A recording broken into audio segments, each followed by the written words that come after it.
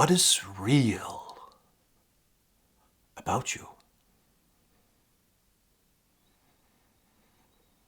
What is real about you?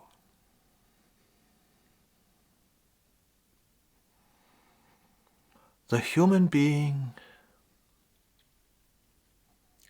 as far as we know, the human being is on planet Earth the only being that has the ability, the capacity to be self-aware.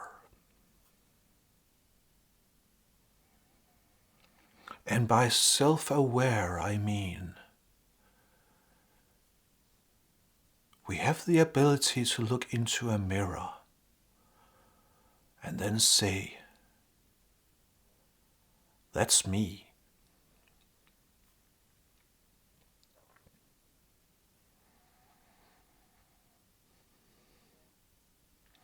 But what is that me that we recognize?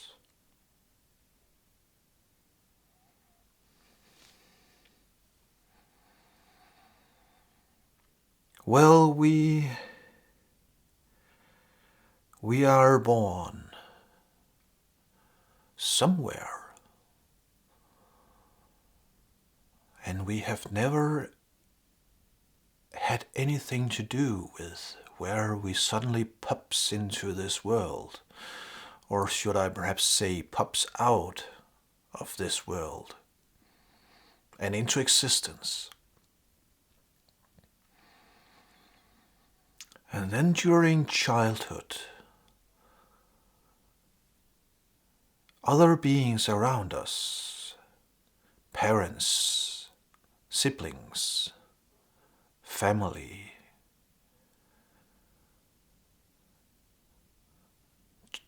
teachers, and so on and so forth, all of them, they point at us and they say, "You are that."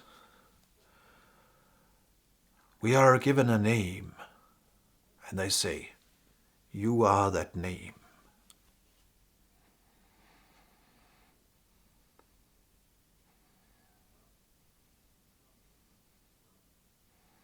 You are a part of that family. You are that nationality. You are a part of that religion. You are a part of that political landscape. You are a part of that culture.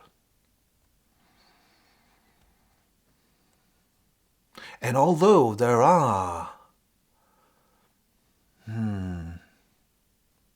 we do have the ability to sort of choose within any culture, the culture that we are living within, we have sort of the ability to choose the different offers, what the culture offers. We have the ability to choose, but only to a certain extent. I don't know if there is a saying in Danish. I guess it works as well in English, that says that the apple does not fall far from the tree. Which of course points towards that we are heavily influenced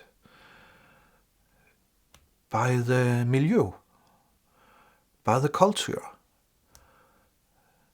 that we grow up within, so that in some way we end up pretty much in the same way as the parents, as the family, as the culture in which we grow up. Of course, all of this we do not know as children. We do not know that that is what is happening. It just seems to be what we call upbringing.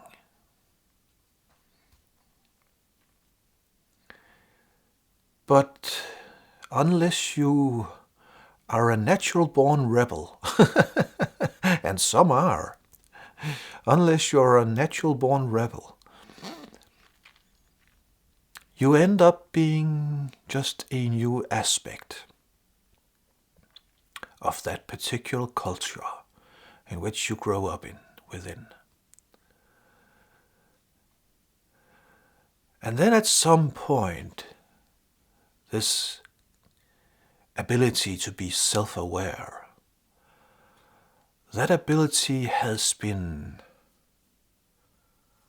tainted by all of this indoctrination, programming of the mind.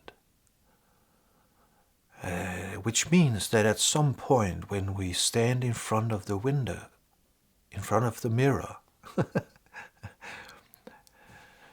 and this capacity to be self-aware, and we look into the mirror and then we say, that's me.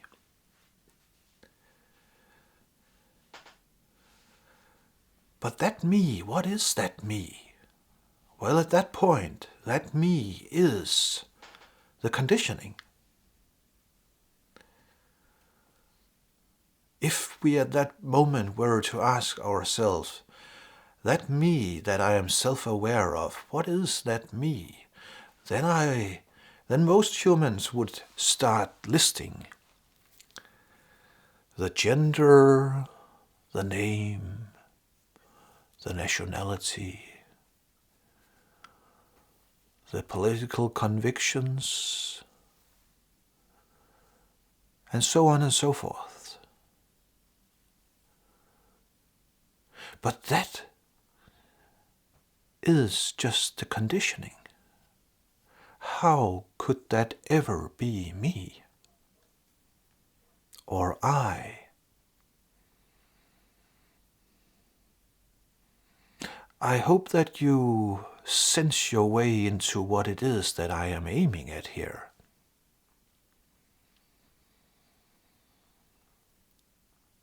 It is possible to be self-aware on a higher level. It is possible to transcend that conditioning and to be self-aware in a much different way.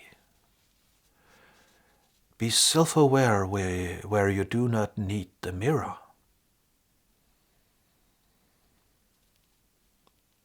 Still being self-aware.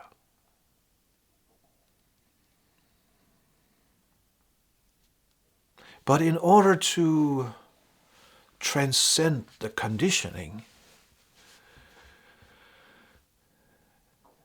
and that is the awakening, when we do transcend the conditioning, in order for us to do that, we need to understand what it is that is going on inside ourselves. We need to be able to see clearly what it is that is happening inside the mind.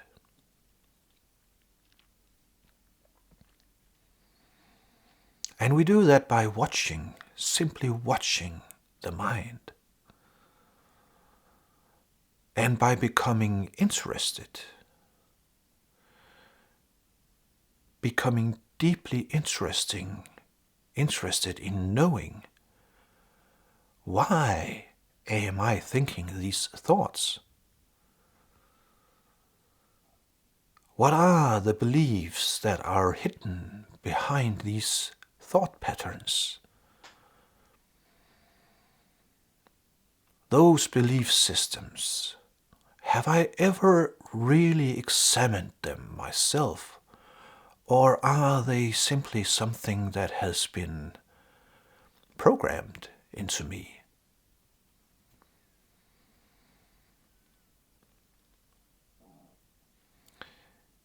In other words, there needs to be a longing for truth, a wanting to know truth, no matter what it entails. It is this deep yearning for truth that eventually will set you free.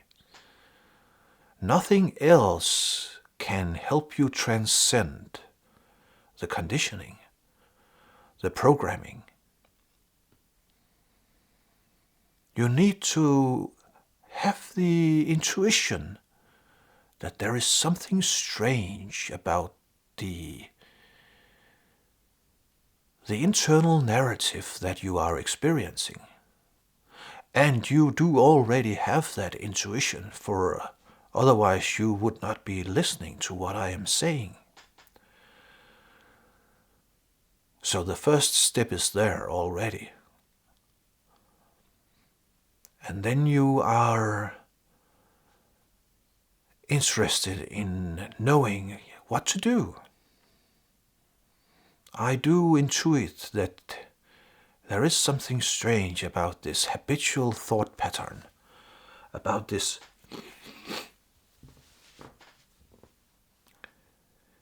internal narrative that seems to just ramble along.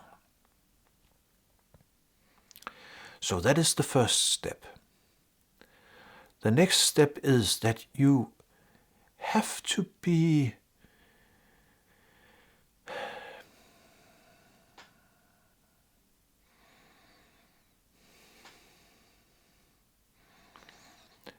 in some sense, the most important thing from that moment on is wanting to know truth.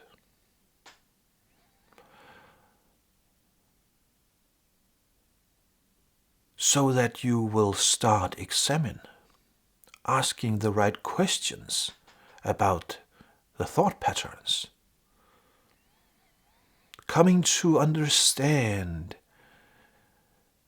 what it is that has happened to you, well, to everybody.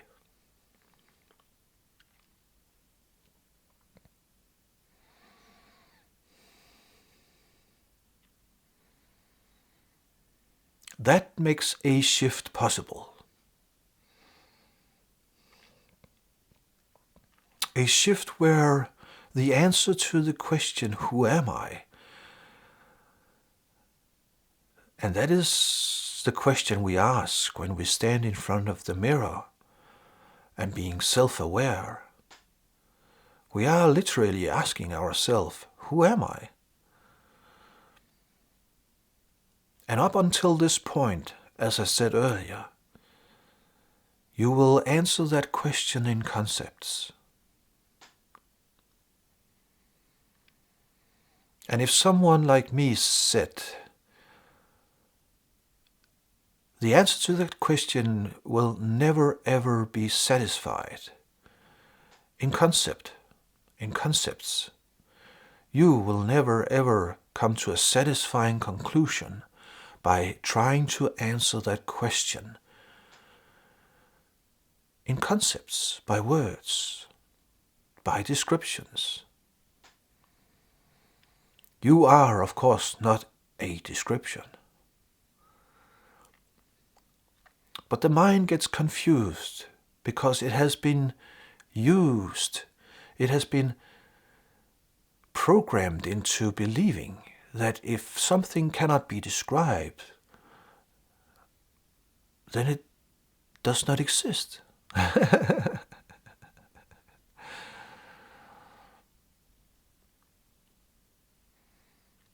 But the self-awareness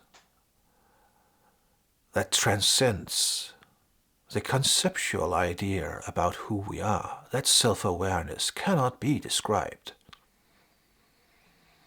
That self-awareness is. That self-awareness knows itself as that. It's a different kind of knowing.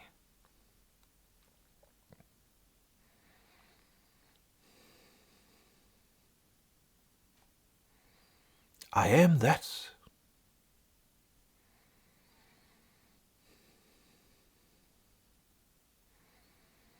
And that does not mean that I necessarily has to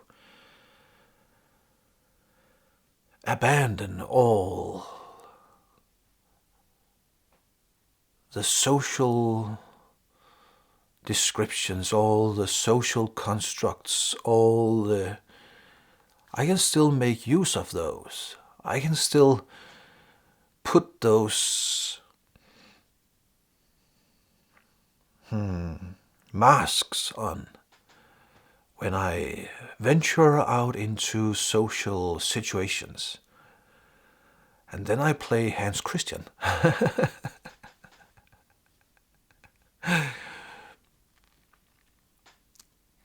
And if someone asks me, who are you? And then I will say, I'm Hans Christian Lundholm. Although I know that I am certainly not that name. But in social conditions, it makes sense to put a label on each apparent individual, each seemingly individual. The shift is 180 degree. The shift in identity is 180 degree.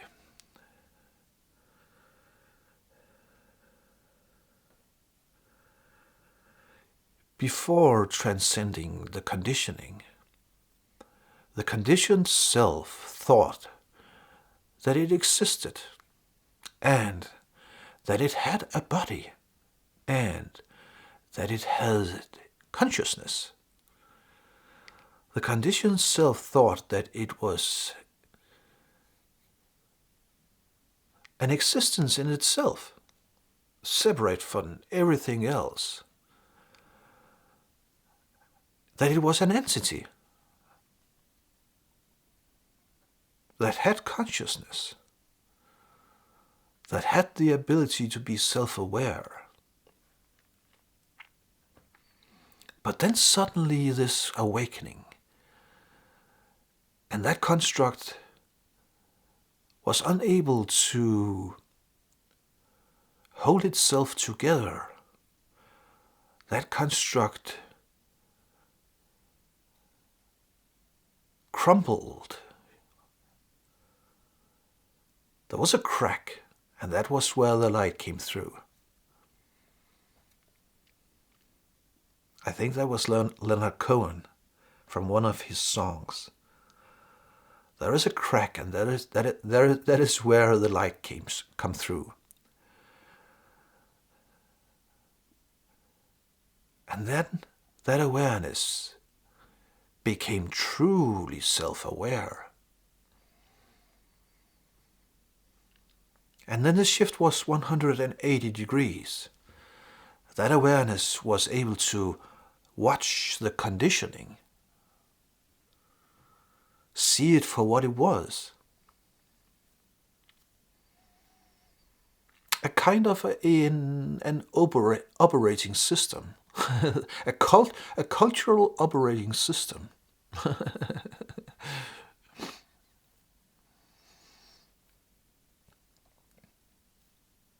So now I wear that cultural operating system. I wear that as a spice. Or I put it on as a coat. But I know that's not who I am. And what else is that I know that that is not who you are? I might play the game with you. But I might also say, come off it. You know that you are not that conditioning. Of course you do. Of course you know that. You are so much more. You are a miracle. This capacity to be self-aware, this capacity to awareness knowing itself as awareness. It is the biggest miracle in the universe. It is much more miraculous than any galaxy, any supernova, or any black hole, any dark matter, for that matter.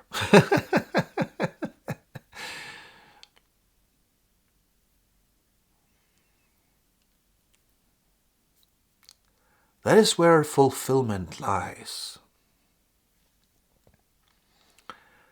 And then when this awareness becomes aware of itself as the source of everything,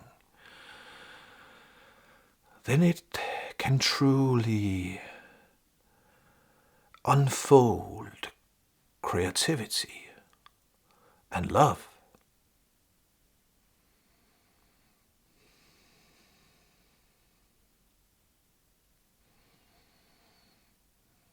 That is what you are longing for. And that will never be fulfilled as that conditioned character, as that conditioned persona.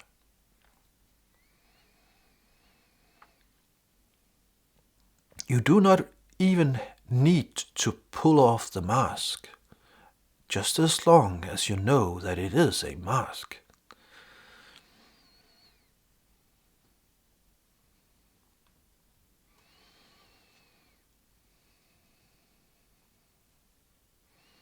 You are not that character, but you are experiencing it.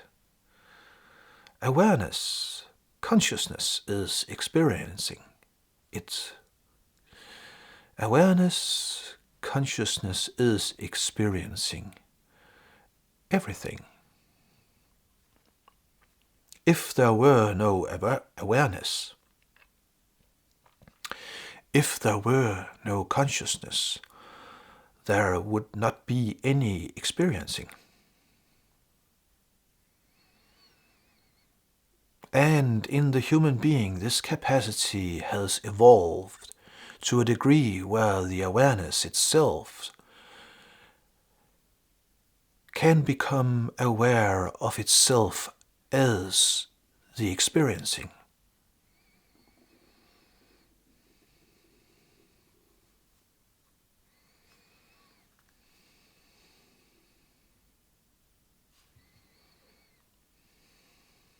That is the miracle.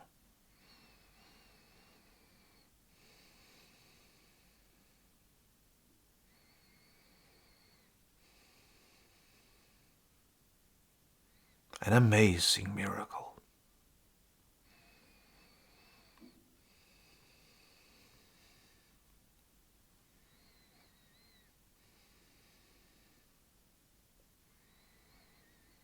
So instead of looking into a mirror and asking, who am I?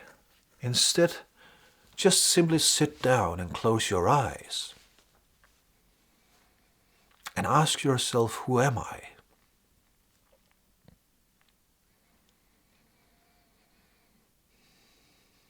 Anything impermanent isn't you.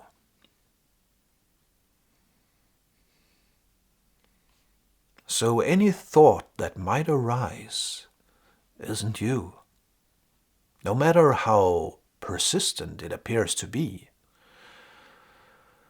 That will just be a result of conditioning. And no conditioning is permanent. It fluctuates, but you do not fluctuate. So just simply sit down, close your eyes, and ask, who am I? Or perhaps, what am I? And then look for something that is not in flux. Look for something that is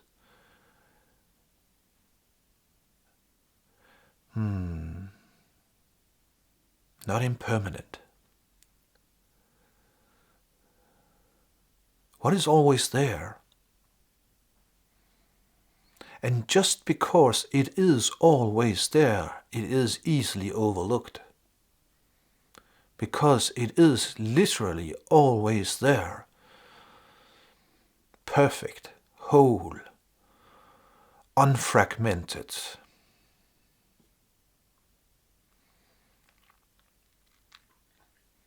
Sink back into that.